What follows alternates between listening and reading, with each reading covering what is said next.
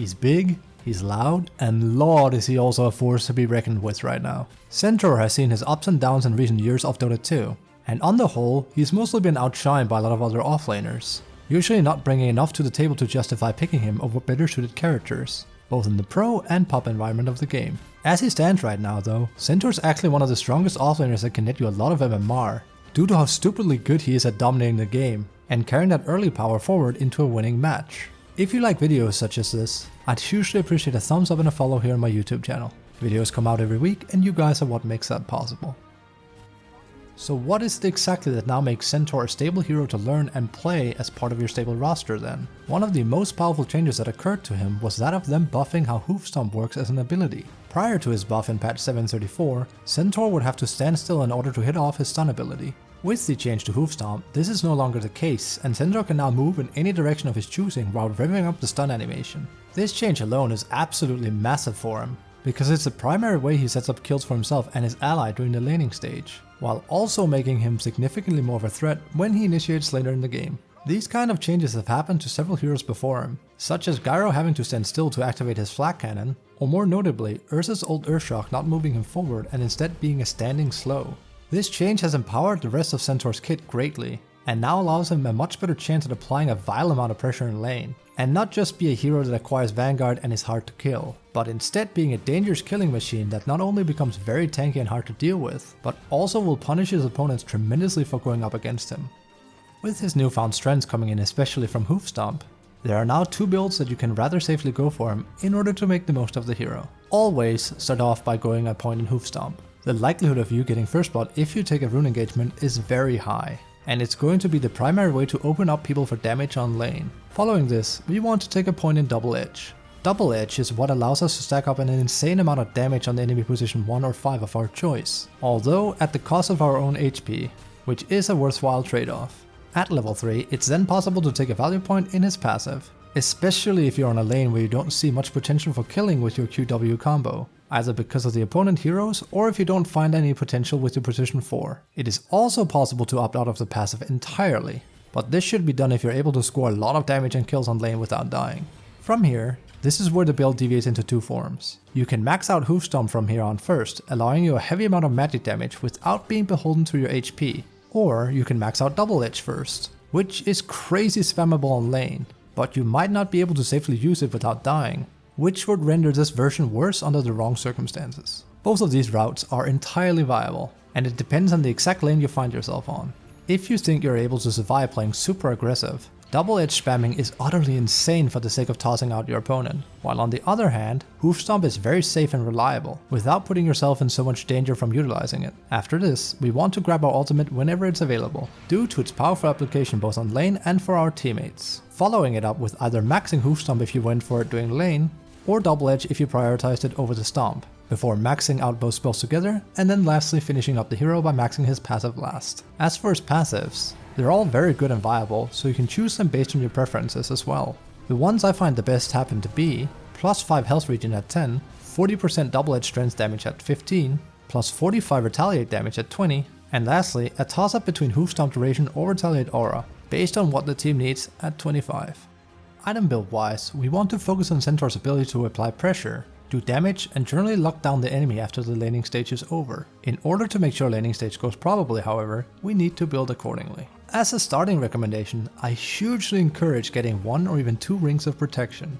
I mentioned this in my Axe guide as well, and Centaur finds himself in exactly the same position as Axe. He starts with literally half an armor, which is incredibly bad and worth rectifying. The one starting item you should always be looking for is, you guessed it, Magic Wand. It's invaluable and you should always be getting it in early game on Centaur. I personally also recommend picking up a Cheeky Bracer. It's very cost effective on Centaur and gives him a bunch of stats that he really wants for the sake of pushing the lane to his advantage. Our boots of choice will be that of Face Boots. The added movement speed is a very nice addition to Centaur, but the real kicker is that we need some more armor to go with our otherwise super tanky hero so he becomes that much stronger. We also want to pick up a Vanguard, which can be done before or after upgrading the Face Boots.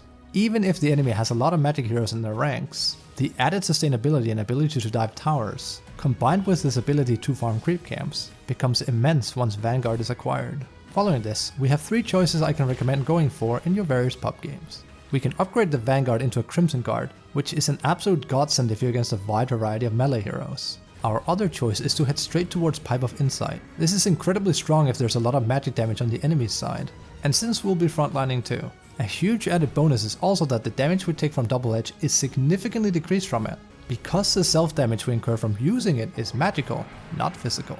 The last choice, and the one I would recommend in most games for the sake of porting around, applying pressure and shutting down the enemy, is that of Blink Dagger first. With Blink active, you become a huge threat to the enemy, and because Centaur doesn't have a lot of cooldowns and doesn't use too much mana, we can be constantly aggro with him once we've acquired it. Regardless of approach, you want to stack up these 3 items on him in just about every game. We want to raise our damage reduction from every source.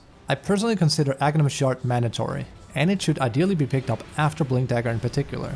The amount of bonus strength Centaur achieves from this is just insane, and it scales with the use of Crimson Guard in particular, making it so people take hardly any right-click damage during fights you use it in. The effect is based on current strength as well, so you can pop Crimson Guard instantly and generate the charges whenever. After this, I hugely recommend a Heart of Tarask. The added tank ability from it fits Centaur incredibly well, and can make it so that he can tank towers indefinitely, and survive even the harshest of teamfights. If the game isn't over by then, stacking more items for your team, such as Shiva's Guard or Assault Cuirass, is more often than not the best way to go. Akin to many really good offlaners right now, we want to be in charge and in your face. Our job, especially as Centaur, is to create as much chaos as possible. From the get-go of the game, it's important that we apply as much aggression as we're able to, either by going for the Hoofstomp build or that of the max Double Edge. If we're against annoying heroes that have an inherent advantage against Centaur, such as Larg or Ursa, we need to be careful with our laning stage, since approaching it incorrectly could spell doom for us. On the whole though, when played correctly, we can turn by far most lanes into a 1-1 by utilizing a combination of Hoofstomp and Double Edge, even against unfavorable matchups. If this isn't an option, be sure to farm up a crucial Blink Dagger in jungle, so that you can become a threat to the enemy sooner rather than later. Be sure to keep an open eye on your allies as you're playing Centaur and have achieved level 6. While you might be able to set up a kill for yourself with your Stampede, there's an equally good chance that you can assist an ally, either by saving them or adding damage plus speed to their ganks by applying a timely Centaur ultimate. After the laning stage, we want to keep taking charge, and try to win the game before the timer becomes too long. Centaur thrives, especially in the first 30 minutes of a Dota 2 match. Start stacking up those wonderful aura items, making it so that your team becomes incredibly hard to bring down, and by doing so, can safely take out all enemy outer towers. You can then take this momentum and attempt to shove their tier 3s followed by barracks, or even pick up a Roche on yourself or one of your cores, and further ensure the likelihood of the game being in the bag for you and your team. Be sure to flock together with your team like this. Push towers, take over the enemy side of the map, before applying a constant pressure to their base until either you achieve mega creeps, or their ancient falls. Under no circumstances do you want to give them a shot to come back into the game, and you often have the ability as Centaur to close out the game with your tankiness before they're allowed a proper shot at a comeback. When all is said and done, Centaur is in a really good spot right now. The hero himself is fairly straightforward to play, and due to his tanky nature, he affords a lot of leeway in how he's played, as well as making mistakes that could otherwise have other offlaners get killed. I highly encourage anyone that hasn't been making use out of him to do so. If you like playing heroes on the offlane, adding him, or practicing him, as part of your roster is a very beneficial thing at the moment, and despite his tremendous power as a hero, he isn't seeing a lot of banning in your average pub, only making him that much more spammable for people that want to use him as a method of climbing the ranks.